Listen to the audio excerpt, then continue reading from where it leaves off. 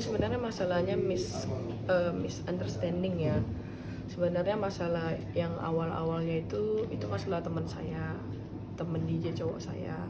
Cuman karena kami satu on duty di KTV, jadi saya terbawa-bawa. Karena saya pulang duluan, saya dikirain kong kali kong sama dia.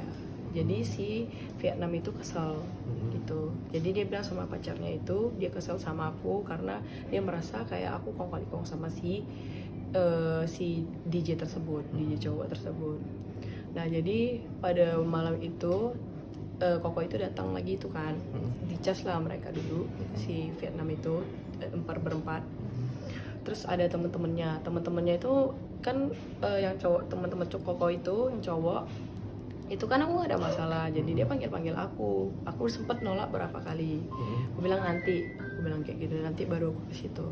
Nah setelah aku mau perform, setiap perform kan jam 12 sampai jam 1. Jadi sekitar jam 23.35 aku baru mampir ke tablenya. Aku bilang sama Koko yang panggil aku, temennya itu, aku bilang aku nggak enak aku duduk di sini, aku bilang kayak gitu. Karena kan lagi ada problem, aku terbawa-bawa nih masalah. Katanya tenang aja, ini kan nggak ada masalahmu katanya. Ini kan masalahnya sama si DJ cowok tersebut.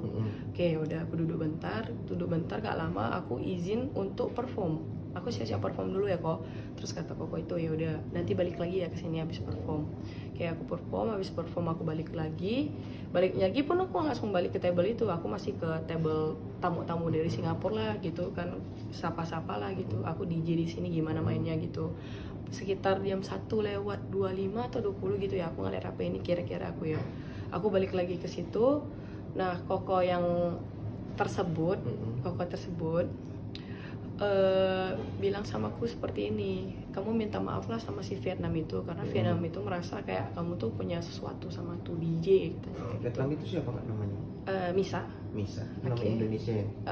Nama panggung sini nama mungkin panggung ya. Cuma nama Vietnamnya ada pasti nama Vietnamnya itu. Cuman di sini ya dipanggilnya DJ Misa. Oke.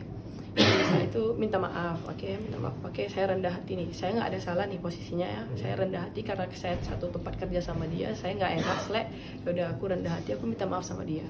Aku minta maaf baik-baik. Dia ngomong sama tuh Koko ya. Dia bilang aku pengen pukul nih cewek. Dia ngomong seperti itu.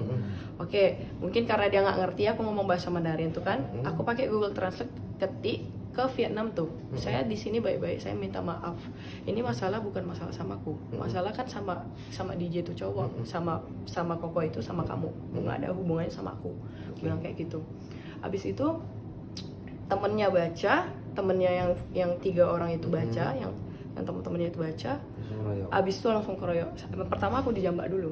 Dijambak, habis itu udah kan dijambak tuh aku kayak gini, aku tahan jambaannya, terus aku kayak gini, terus udah ditumbuk lah gitu. Kepala aku ditumbuk juga, leherku juga kena nih, sama ini aku juga kena nih, sama kakiku sama biru-biru ini. Udah habis itu udah dikeroyok lumayan lama, security datangnya lumayan lama ya, itu gerainya lumayan lama. Oke, setelah kejadian itu aku keluar dulu, mau pulang lah gitu bahasanya kan. Terus aku diajak ke office untuk bicara sama yang namanya Susan ya, Susan. Habis itu aku udah ceritain segala kronologi dan apa semuanya. Kan dia Susan ini temanan sama si Vietnam ini ya, deket lah gitu bahasanya. Pasti otomatis dia di posisi di pihak dia. Nah aku bilang, udahlah aku udah jelasin semua kronologinya semuanya. Tapi Cece juga masih nggak paham. Udah saya mau pulang sekarang. Udah saya ke backstage ambil laptop, ambil tas kerja saya pulang. Kebetulan di depan saya jumpa si Vietnam itu lagi nunggu di lobi. Nah security menyarankan saya untuk lewat pintu belakang, lewat dapur pulangnya. Kebetulan saya parkir dekat dapur. Oke, yaudah dituntun lah sama security pulang lewat pintu dapur. Habis itu pas aku jalan, sudah setengah jalan, si Vietnam itu langsung lari, langsung tendang aku, langsung keroyokin aku lagi. Iya, di parkiran, di dekat parkiran lah. Dan itu CCTV-nya jelas. Itu ada CCTV-nya. Dan itu CCTV-nya sudah diserahkan ke polisi juga.